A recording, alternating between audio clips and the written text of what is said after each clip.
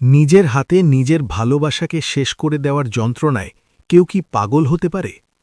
Doctor হওয়ার স্বপ্ন নিয়ে যে মেয়েটি লড়ছিল, রাতারাতি তার এপ্রনে লেগে গেল ড্রাগস আর চুরির কলঙ্ক। কলেজের লকার থেকে যখন পুলিশ নিষিদ্ধ মাদক উদ্ধার করল, লাজু তখন কি জানত এই ষড়যন্ত্রের জাল বোনা হয়েছে জেলের অন্ধকার কুঠুরি থেকে? আলেয়া তখন মহাকাশ গবেষণার গভীর নেশায় বুঁদ হয়ে থাকলেও তার মনের কোণে মায়ের সেই ফেলে আসা দিনগুলোর সংগ্রামের কথা সবসময় প্রতিধ্বনিত হতো। লাজু এবং অনুভব যখন গ্রামের হাসপাতালে নতুন ক্যান্সার ইউনিট খোলার প্রস্তুতি নিচ্ছিলেন, ঠিক তখনই লন্ডনের সেই পুরনো মেডিকেল রিসার্চ সেন্টার থেকে একটি জরুরি মেল আসে। সেখানে লাজুর আবিষ্কৃত রুরাল হেলথ কেয়ার মডেলের উপর ভিত্তি করে একটি বিশ্বব্যাপী মহামারী প্রতিরোধের ব্লুপ্রিন্ট তৈরির প্রস্তাব দেওয়া হয়। লাজু জানত এই কাজ শুরু করলে তাকে আবার দীর্ঘ সময়ের জন্য গ্রাম ছাড়তে হবে, কিন্তু অনুভবের চোখে সে এক অন্যরকম প্রত্যয় দেখতে পায়। অনুভব শান্ত গলায় বলে, লাজু, তোমার আলো শুধু এই গ্রামের জন্য নয়, এই আলো এখন পুরো বিশ্বের প্রয়োজন। তুমি এগিয়ে যাও, আমি আর সুদেব এখানে সব সামলে নেব। আলেয়া ততদিনে নাসা থেকে ইন্টার্নশিপের ডাক পেয়েছে। মা আর মেয়ের এই দ্বৈত যাত্রা যখন শুরু হতে যাচ্ছিল, তখনই গ্রামে এক রহস্যময় আগন্তুকের আগমন ঘটে, যে নিজেকে বনলতার দূর সম্পর্কের আত্মীয় বলে পরিচয় দেয়। সেই লোকটির নাম ছিল আদিত্য। সে পেশায় একজন আইনজীবী হলেও তার আসল উদ্দেশ্য ছিল বনলতার সেই পুরনো লুকোনো সম্পত্তি এবং কিছু নথিপত্র উদ্ধার করা, যা দিয়ে সে গ্রামের সাধারণ মানুষের জমি দখল করার এক আইনি জাল বিছিয়েছিল। অনুভব যখন এই ষড়যন্ত্রের আঁচ পায়, তখন সে বুঝতে পারে লড়াইটা এবার সরাসরি নয়, বরং বুদ্ধির এবং আইনি প্যাচের। আদিত্য খুব ধূর্ততার সাথে গ্রামের মানুষদের বোঝাতে শুরু করে যে লাজু আর অনুভব বিদেশের মোহে পড়ে গ্রামকে অবহেলা করছে। মানুষের মনে যখন সন্দেহের দানা বাঁধতে শুরু করে, তখন লাজু লন্ডন থেকে ভিডিও কলের মাধ্যমে গ্রামের পঞ্চায়েত সভায় সরাসরি যুক্ত হয়। সে তার ভাষণে কোনো সাফাই না দিয়ে বরং গ্রামের প্রতিটি মানুষের স্বাস্থ্য কার্ড এবং জমির ডিজিটাল রেকর্ডের তথ্য তুলে ধরে, যা সে গত কয়েক বছর ধরে নীরবে তৈরি করেছিল। আদিত্যের জালিয়াতি ফাঁস হয়ে যায় যখন সুদেব তার খামারের পুরনো সিসিটিভি ফুটেজ এবং কিছু দলিলাদি নিয়ে সভায় হাজির হয়, যেখানে বনলতার সেই বাবার ব্যবসায়িক পার্টনারের সাথে আদিত্যের যোগ সাজস প্রমাণিত হয়। গ্রামের মানুষ আবার বুঝতে পারে তাদের লাজুমা কখনোই তাদের ছেড়ে যেতে পারে না। এদিকে মহাকাশ গবেষণার চূড়ান্ত পর্বে আলেয়া যখন চাঁদের মাটিতে জলের অস্তিত্ব খোঁজার মিশনে যুক্ত হয়, তখন সে একটি বিশেষ সিগন্যাল পায়, যা পৃথিবীর প্রতিকূল পরিবেশেও জীবন বাঁচানোর নতুন দিশা দিতে পারে। আলেয়া সেই গবেষণার নাম দেয় প্রজেক্ট লাজবন্তী। মায়ের নামের এই সম্মান যখন বিশ্বজুড়ে ছড়িয়ে পড়ে, তখন অনুভবের গর্বে বুক ভরে ওঠে। কিন্তু ভাগ্যের এক নিষ্ঠুর পরিহাসে গ্রামে হঠাৎ এক অজানা ভাইরাসের প্রাদুর্ভাব ঘটে। লাজু লন্ডন থেকে তড়িঘড়ি করে ফিরে আসে। সে দেখে অনুভব নিজে রোগীদের সেবা করতে গিয়ে সেই ভাইরাসে আক্রান্ত হয়েছে। লাজুর জীবনের সবচেয়ে কঠিন পরীক্ষা শুরু হয় তখন। একদিকে তার গবেষণার জ্ঞান, আর অন্যদিকে তার জীবনের সবচেয়ে প্রিয় মানুষটির জীবন সংকট। লাজু দিন রাত এক করে ল্যাবে বসে প্রতিষেধক তৈরির চেষ্টা চালায়। গ্রামের মানুষ মন্দিরে মসজিদে প্রার্থনা শুরু করে। সুদেব পাগলের মতো শহরের বড় বড় ডাক্তারদের সাথে যোগাযোগ করে। কিন্তু লাজু জানত এই ভাইরাসের গঠন তার সেই পুরনো গবেষণার সাথে মিলে যায়। সে নিজের জীবন বাজি রেখে নিজের শরীরে প্রথম পরীক্ষামূলক ভ্যাকসিন প্রয়োগ করে। ধীরে ধীরে প্রতিষেধক কাজ করতে শুরু করে এবং অনুভব সুস্থ হয়ে ওঠে। এই ঘটনার পর লাজুর সাহস এবং ত্যাগের কাহিনী রূপকথার মতো সারা দেশে ছড়িয়ে পড়ে। সরকার তাকে দেশের সর্বোচ্চ অসামরিক সম্মানে ভূষিত করে। কিন্তু লাজু সেই পদক গ্রহণ করার সময় মঞ্চে ডেকে নেয় তার শাশুড়িমা সুদেব আর অনুভবকে।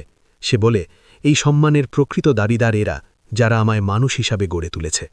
আলেয়া যখন মহাকাশ থেকে ফিরে এসে মায়ের বুকে আছড়ে পড়ে, তখন সেই দৃশ্য দেখে পুরো গ্রামের মানুষের চোখে জল চলে আসে। গল্পের শেষ দিকে দেখা যায় গ্রামটি এখন একটি স্বয়ংসম্পূর্ণ শহরে রূপান্তরিত হয়েছে, যেখানে বড় হাসপাতাল, কলেজের পাশাপাশি একটি অত্যাধুনিক বিজ্ঞান গবেষণাগার তৈরি হয়েছে। সুদেব এখন প্রবীণ নেতা হিসাবে পরিচিত, আর অনুভব তার লাজুর সাথে গঙ্গার সেই পুরনো ঘাটে বসে সূর্যাস্ত দেখে। অনুভব মৃদু হেসে বলে, লাজু, আমাদের যাত্রা কি এখানেই শেষ? লাজু অনুভবের কাঁধে মাথা রেখে বলে, না অনুভব বাবু, জীবন তো এক অনন্ত নক্ষত্রবিধি, যেখানে প্রতিটি শেষ আসলে এক নতুন ভোরের ইশারা। আমাদের গল্প হয়তো বইয়ের পাতায় শেষ হবে, কিন্তু মানুষের সেবার এই ধারা প্রজন্মের পর প্রজন্ম বয়ে চলবে, যেমনভাবে গঙ্গা বয়ে চলে সাগরের টানে। আকাশের আতশবাজি নয়, বরং লক্ষ প্রদীপের আলোয় গ্রামটি যখন ঝলমল করে ওঠে, তখন লাজু আর অনুভব দুজনেই বুঝতে পারে ভালোবাসার চেয়ে বড় কোনো ওষুধ আর বিশ্বাসের চেয়ে বড় কোনো শক্তি এই পৃথিবীতে নেই। বনলতার সেই অন্ধকার ছায়া আজ পুরোপুরি মুছে গিয়ে সেখানে এক শাশ্বত শান্তির প্রলেপ পড়ে গেছে। আর এভাবেই লাজবন্তী থেকে ডক্টর লাজবন্তী হয়ে ওঠা মেয়েটি হয়ে ওঠে এক জীবন্ত কিংবদন্তি, যার আলোয় আলোকিত হয় আগামী দিনের হাজারো লাজু। অনুভব এবং লাজুর জীবনে যখন এক প্রশান্তিময় স্থিবিরতা আসার কথা ছিল, ঠিক তখনই গল্পের মোড় নিল এক তাত্ত্বিক ও আবেগীয় সংঘাতের দিকে। আলেয়া মহাকাশ গবেষণা থেকে ফিরে এসে গ্রামে একটি বিশেষ মানমন্দির স্থাপনের পরিকল্পনা করল, যা গ্রামের কিশোর কিশোরীদের বিজ্ঞানের প্রতি আগ্রহী করে তুলবে। কিন্তু গ্রামের শান্ত পরিবেশে হঠাৎ করেই একদল কর্পোরেট জমি হাঙরের নজর পড়ে, যারা সুদেবের কৃষি খামারের পাশে একটি বড় রাসায়নিক কারখানা তৈরির প্রস্তাব নিয়ে আসে। সুদেব স্পষ্ট জানিয়ে দেয় যে এই মাটি লাজুর স্বপ্নের হাসপাতাল আর গ্রামের মানুষের স্বাস্থ্যের জন্য উৎসর্গ করা হয়েছে। এখানে কোনো দূষণকারী কারখানা হবে না। কিন্তু সেই কোম্পানির নেপথ্যে ছিল বনলতার সেই পুরনো ব্যবসায়িক পার্টনারের উত্তরসূরিরা, যারা আজও লাজু আর অনুভবের এই সাফল্যকে মেনে নিতে পারেনি। তারা গ্রামে গুজব ছড়াতে শুরু করল যে লাজুর নতুন ক্যান্সার ইউনিটের কারণে গ্রামের ভূগর্ভস্থ জল বিষাক্ত হয়ে যাচ্ছে। গ্রামের সহজ সরল মানুষগুলো যখন আবার দ্বিধায় পড়ে গেল, তখন লাজু দমে না গিয়ে এক অভিনব পথ বেছে নিল। সে আলেয়াকে সাথে নিয়ে গ্রামের প্রতিটি কুয়োর জল পরীক্ষা করে তার লাইভ ডেমনস্ট্রেশন দিল এবং প্রমাণ করল যে দূষণ ছড়াচ্ছে পাশের গ্রামের সেই অবৈধ কারখানাগুলো। এই লড়াইয়ে লাজুকে সবচেয়ে বেশি সাহস দিলেন অনুভবের মা। তিনি অসুস্থ শরীর নিয়েও গ্রামের মহিলাদের বাড়ি বাড়ি গিয়ে বোঝাতে শুরু করলেন যে লাজু তাদের ঘরের মেয়ে, সে কখনো তাদের ক্ষতি করতে পারে না। ঠিক এই সময়ে অনুভবের জীবনে এক পুরনো সত্য ফিরে এলো। বনলতা মারা যাওয়ার আগে তার ডায়েরিতে এক গোপন সিন্দুকের চাবির কথা লিখে গিয়েছিল, যা হাসপাতালের স্টোর রুমে ধুলোবালি পড়ে থাকা এক বাক্সে পাওয়া যায়। অনুভব সেই সিন্দুক খুলে দেখল সেখানে বনলতার অনুশোচনার কিছু চিঠি এবং বিপুল পরিমাণ অর্থ, যা সে অবৈধ পথে আয় করলেও মৃত্যুর আগে লাজুর ট্রাস্টের নামে উইল করে গিয়েছিল। বনলতা লিখেছিল, আমি বেঁচে থাকতে তোমাকে ঘৃণা করলেও মরে গিয়ে তোমার কর্মের অংশীদার হতে চাই। এই সম্পদ দিয়ে লাজু গ্রামে একটি মেডিকেল কলেজ তৈরির সিদ্ধান্ত নিল, যেখানে গ্রামের দরিদ্র মেধাবী ছাত্রছাত্রীরা বিনামূল্যে পড়াশোনা করবে। কলেজের ভিত্তিপ্রস্তর স্থাপনের দিন সুদেব তার কাকিমাকে সাথে নিয়ে এলো, যিনি এখন সম্পূর্ণ অন্ধ, কিন্তু লাজুর গলার স্বর শুনেই তিনি কেঁদে ফেললেন। লাজু সেই বৃদ্ধার হাত ধরে বলল, কাকিমা, আপনার আশীর্বাদ না থাকলে আমি এতদূর আসতে পারতাম না। গল্পের উত্তেজনার পারদ আরও বাড়ল যখন লন্ডনের সেই রিসার্চ সেন্টার থেকে জানানো হলো যে লাজুর তৈরি প্রতিষেধকটি আন্তর্জাতিক পেটেন্ট পেয়েছে এবং এর ফলে কয়েক কোটি টাকা রয়্যালটি আসবে। লাজু সেই টাকা নিজের জন্য না রেখে একটি রিজিওনাল ডিজাস্টার ম্যানেজমেন্ট ফান্ড তৈরি করল, যা প্রাকৃতিক দুর্যোগে ক্ষতিগ্রস্ত মানুষের পাশে দাঁড়াবে। এদিকে আলেয়া মহাকাশ গবেষণার পাশাপাশি গ্রামে একটি টেলিস্কোপ সেন্টার করল, যেখানে রাতের বেলা গ্রামের বুড়োরা পর্যন্ত চাঁদ আর নক্ষত্র দেখতে ভিড় করত। অনুভব একদিন লাজুকে বলল, লাজু, আমাদের মেয়েটা কিন্তু তোমার জেদ আর আমার স্বপ্ন দুটোই পেয়েছে। লাজু হেসে বলল, না অনুভববাবু, ও নিজের একটা নতুন জগৎ তৈরি করেছে, যা আমাদের ভাবনারও বাইরে। বছরের শেষ দিকে গ্রামে এক বিশাল মেলার আয়োজন করা হলো, যেখানে দেশ বিদেশের বহু মানুষ এলো লাজুর সেই মডেল গ্রাম দেখতে। কিন্তু উৎসবের মাঝেই খবর এলো সুদেবের খামারে আগুন লেগেছে। সবাই যখন ছোটাছুটি করছে, তখন দেখা গেল সেই ষড়যন্ত্রকারী কর্পোরেট গ্রুপের লোকজন রাতের অন্ধকারে এই নাশকতা ঘটিয়েছে। সুদেব আগুনের শিখা উপেক্ষা করে তার গবাদি পশুদের বাঁচাতে ভেতরে ঢুকে পড়ল। অনুভব আর লাজু যখন সেখানে পৌঁছাল, তখন সুদেব ধোঁয়ায় আচ্ছন্ন হয়ে পড়ে আছে। লাজু কোনো কিছুর তোয়াক্কা না করে সাদা অ্যাপ্রন গায়ে দিয়েই আগুনের ভেতরে ঢুকে পড়ল এবং তার ভাই সুদেবকে টেনে বের করে আনল। সেই রাতে হাসপাতালের বারান্দায় বসে লাজু যখন সুদেবের ক্ষতস্থানে ড্রেসিং করছিল, তখন সুদেব অস্ফুট স্বরে বলল, রেনু, তুই আজও আমার সেই ছোট বোনটিই রয়ে গেলি, যে ছোটবেলায় আমার কেটে যাওয়া আঙুলে চুন লাগিয়ে দিত। লাজু চোখের জল মুছে বলল, বড় ভাইরা সবসময় আগলে রাখে না রে দাদা, ছোট বোনরাও মাঝে মাঝে আগলে রাখতে জানে।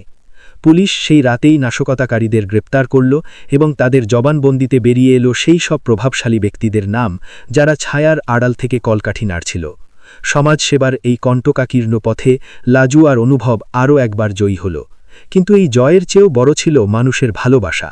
গ্রামের যুবক সমাজ শপথ নিল তারা আর কোনো দিন বাইরের কোনো প্রলোভনে পা দেবে না। 5 বছর পর আলেয়া যখন দেশের হয়ে প্রথম মহিলা বিজ্ঞানী হিসেবে চাঁদে পাড়ি দেওয়ার মিশনে নেতৃত্ব দিচ্ছিল, তখন পুরো গ্রাম টিভির সামনে বসে রুদ্ধশ্বাসে অপেক্ষা করছিল। রকেট যখন মহাকাশের দিকে উড়ে গেল তখন লাজু আর অনুভব একে অপরের হাত শক্ত করে ধরল। তাদের মনে হল আলেয়া শুধু একা যাচ্ছে না, তাদের সংগ্রামের ইতিহাস আর গ্রামের ধুলোমাখা স্বপ্নগুলো আজ নক্ষত্রের দেশে পৌঁছে যাচ্ছে। লাজু তার ডায়েরির শেষ পাতায় লিখল, জীবন কখনো সরল রেখায় চলে না, বাঁকগুলোই জীবনের আসল সৌন্দর্য। বনলতা, সুদেব, অনুভব বা আলেয়া এরা সবাই জীবনের এক একটি অধ্যায়, যারা আমাকে পূর্ণতা দিয়েছে। অনুভবের মা যখন শেষ নিঃশ্বাস ত্যাগ করলেন তখন লাজুর হাত অনুভবের হাতের ওপর রেখে দিয়ে গেলেন এক নীরব আশীর্বাদ হিসেবে। গ্রামের মানুষ আজও বিকেলে গঙ্গার ঘাটে বসে সেই ডক্টর লাজবন্তীর গল্প করে, যে একদা সাধারণ এক মেয়ে ছিল, কিন্তু তার অদম্য ইচ্ছাশক্তি আর অনুভবের বিশ্বাসের ওপর ভর করে সে আজ এক আলোকবর্তিকা।